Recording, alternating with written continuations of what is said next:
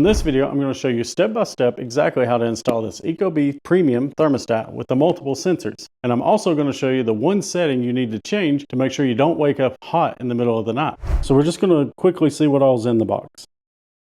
And here we have the thermostat, two sensors with magnetic pedestals, whatever this is, some paperwork. I'm pretty sure this is a power supply in case you don't have the C wire, the mounting hardware, and the mounting plate, and then the backing plate. So for this install, we just need a hammer, a flathead screwdriver, a Phillips screwdriver, a set of wire strippers, and a pencil. So the first thing you want to do is disconnect the power from your HVAC unit you're going to be working on. You don't want live power in here while you're working on bare wires. So just turn the unit off at the thermostat, and then just the safest way to do it is to just turn it off at the breaker box. When I did this, I actually went around with a tester and made sure there was no power at either the outdoor or indoor unit just to confirm that I had the right breaker. And just a quick side note, this tester has come in handy so often. It's very easy to use. You just hit the power button and then you just touch it to wires and it lets you know if they're live or not. I'll leave a link to it in the description below. Once we've confirmed the power is off at the unit, it's time to take the old thermostat off of the wall. So on my particular thermostat, I just pull the front directly off and it just pops off. Your thermostat may or may not come off the same way, but most of the ones I've seen just pull straight forward. And then what we want to do, and this is very important, get your phone and snap a picture of the wires and where they go in the thermostat. So that way we can remember that C went to the brown wire, R went to the red wire, and so forth. So later, don't follow exactly how mine's wired. Wire it the way yours was previously wired. And now we just want to get a small flathead screwdriver and loosen each one of the wires so that way we can disconnect them. We don't have to take the screws all the way out. Just loosen it enough to pull the wires out. And then I'm just going to take my Phillips screwdriver and take the Phillips screws out. Now we just want to pull this plate off of the wall and be careful not to damage the wires, but pull them out as well. So I just want to pause here and explain how this kind of goes together. We have two different options to putting this on the wall. We have this optional cover plate. And so you can choose to either install it with just this plate and the thermostat, and that would fit on the wall and you wouldn't have this big border around it. Or you can use this cover plate to hide where the old thermostat was. So really it's up to you to decide. Would you rather to have just the thermostat on the wall or the cover and the thermostat, which kind of looks something like that. So since I'm going to be using the cover, I'm just going to get these wires and straighten them out a little bit and then feed them through the center hole of the cover. And then I'm just going to take this other plate and feed the wires through the center of it, and it will actually snap onto this cover plate.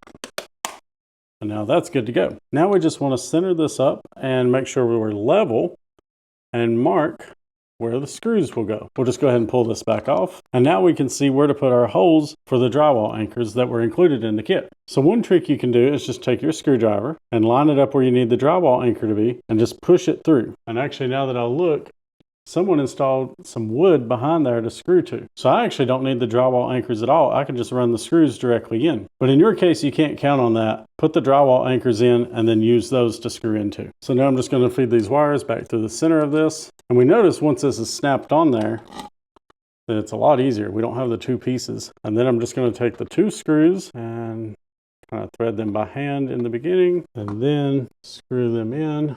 And then before you get it all the way tight, just make sure that you're level and then that you're covering all of the pre-existing damage that was there. So now we'll just tighten this up. And we don't need this to be too tight. We just don't want it to move. Now, all we need to do is just wire up these little wires into the correct spot. And we have our picture to reference. So I'm just going to go ahead and match all these up. And these work a little different. These actually have a little tab that you push down and then feed the wire in.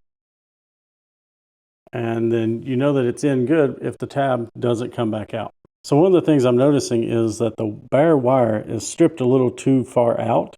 And so I'm ending up with bare wire sticking out of the terminal. So I'm just going to trim these off a little bit. So on my old thermostat, this red one was hooked to R, but I don't see R, I see RC and RH. So I looked it up and this is going to go in RC. So I just wanted to go over a couple of things that might be confusing. The first thing is the colors don't necessarily mean anything. There's commonly used colors, but like for example, The C wire is brown on my unit, and every other unit I've ever seen, it was always blue. And I actually went and opened up my unit to see how it was wired inside, and it was in fact the brown wire.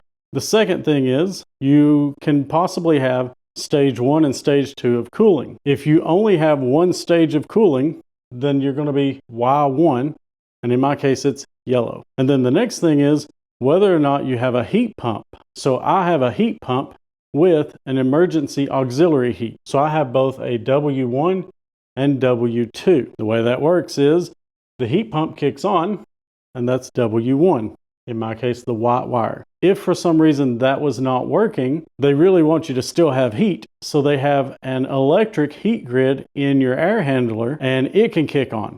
Now it's very expensive to do so, which is why it's called emergency heat. My emergency heat is the black wire, and I put it in W2. And then, like I said, the red one went to R on my old thermostat, and that ended up mapping to RC. I hope that clearly explains what you're looking at. If you are still confused or you don't really know where to put these wires, the best way to do this that I found is to go open up your air handler and just see where the wires go. They're labeled on the board. Don't touch anything. Make sure the power is off, but just take the cover off and look inside and just see where the wires go. There are also charts on ecobee's website and many other websites as well. The problem with those is it uses the most commonly used colors. So look at those diagrams, but make sure you consider whether or not you have a heat pump and whether or not you have auxiliary heat. So now we just need to attach the actual thermostat to our plate. So we're just going to line it up, make sure it's not upside down.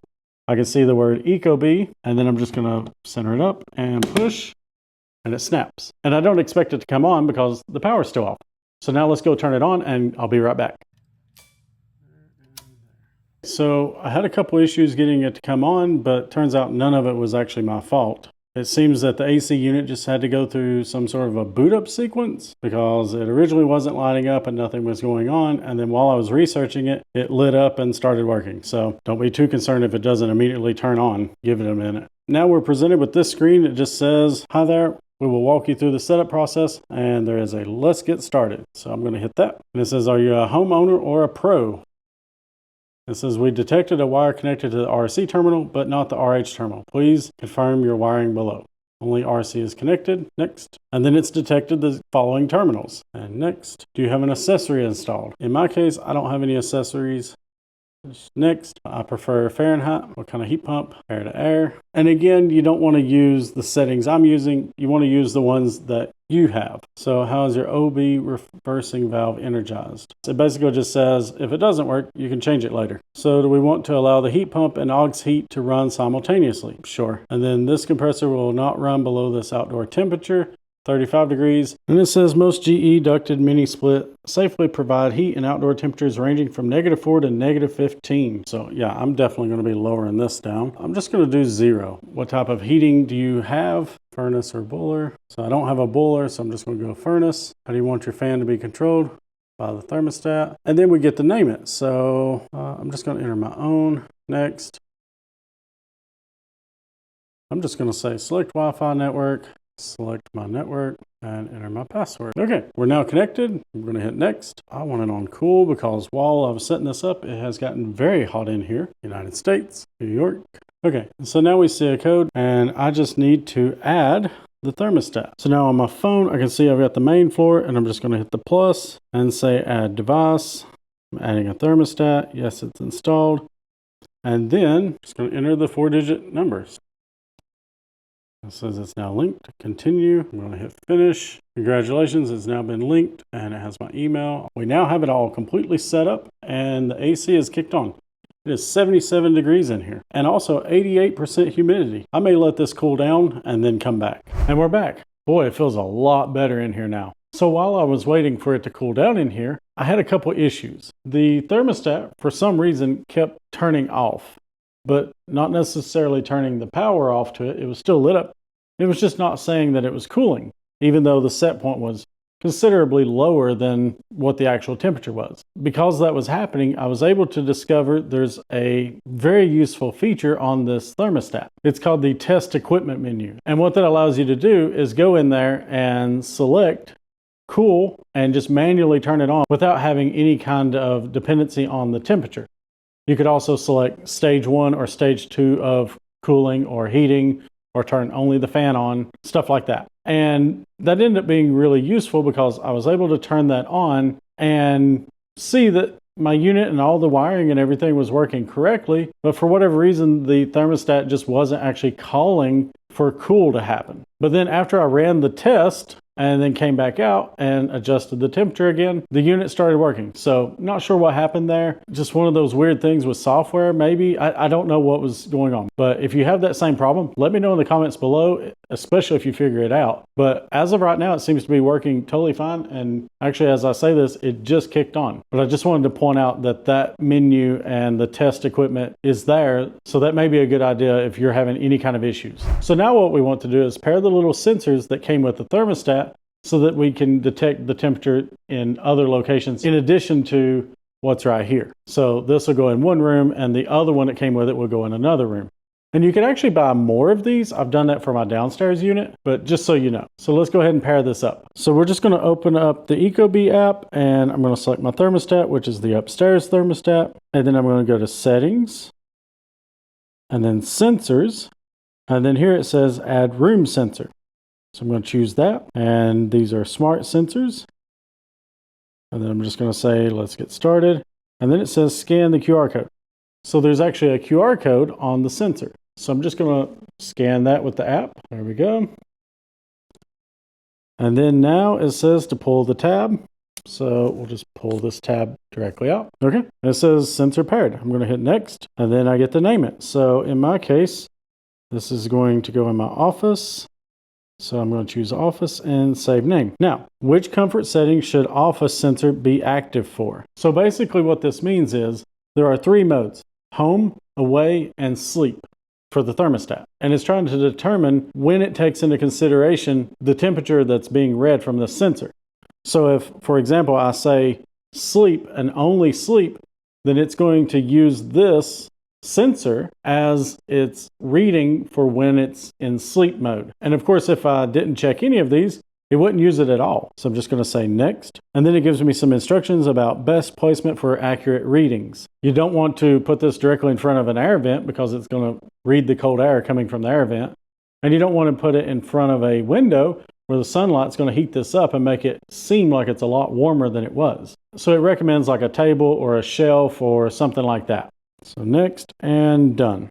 And now we can see the additional sensor listed under office and it says occupied. And then something else to note, there was this little bracket looking thing that came in the box. And there's the pedestal and it's magnetic and it sticks to the sensor. And this allows us to just set it on top of something.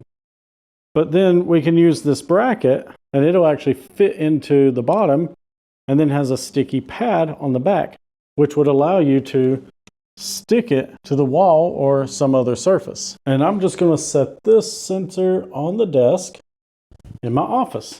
And now it can use that as a temperature reading for the thermostat. And then once you have your sensors set up, it's time to configure your schedule and comfort settings.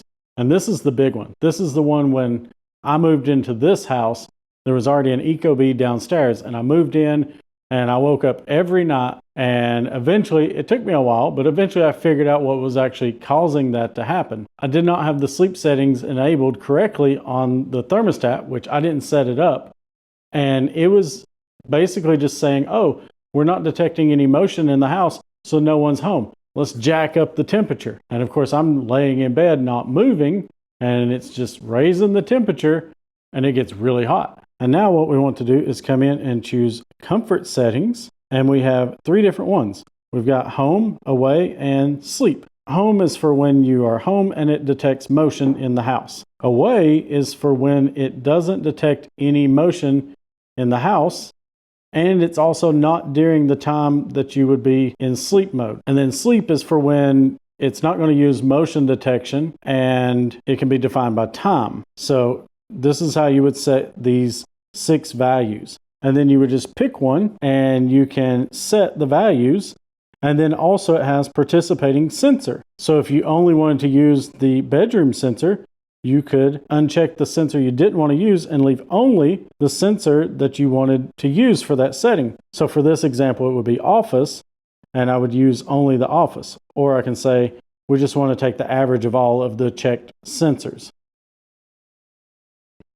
And then if we come back into schedule, that's when we can define what time it goes into sleep mode. So right here we can see at 11:30, it goes into sleep. And then it's going to stay in sleep until 6:30 a.m., which that could be a problem as well. If you don't get up at 6:30, it's going to start jacking the temperature up at 6:30 on a Saturday because you're not out of bed yet. So that is not what we want. So we're going to come to Saturday. We want to set to home, and we want to start that at 9 a.m. I should be out of bed by then. And then I'm going to say it's in home mode until Saturday at 11:30.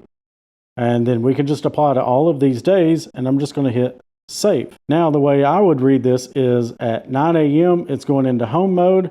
It's going to last until 11:30, and at which point it's going to go into sleep mode, and it's going to stay in sleep until 9 a.m. You can actually say, well, I'm planning on getting up at 6:30 Monday through Friday and go and change just those days, and then say I'm going to sleep in on Saturday and Sunday and change those. But that's how that works. And it's really important that you get these settings right, or you're going to be more uncomfortable in your house than you were with the old thermostat. It's going to seem like the new thermostat's just not as good. And that's pretty much it for this video. If you found it helpful, hit the like button down below. And if you'd like to see more practical videos where I show you how to do things around the house, hit the subscribe button so that you don't miss a video. Thanks for watching, and I'll see you in the next one.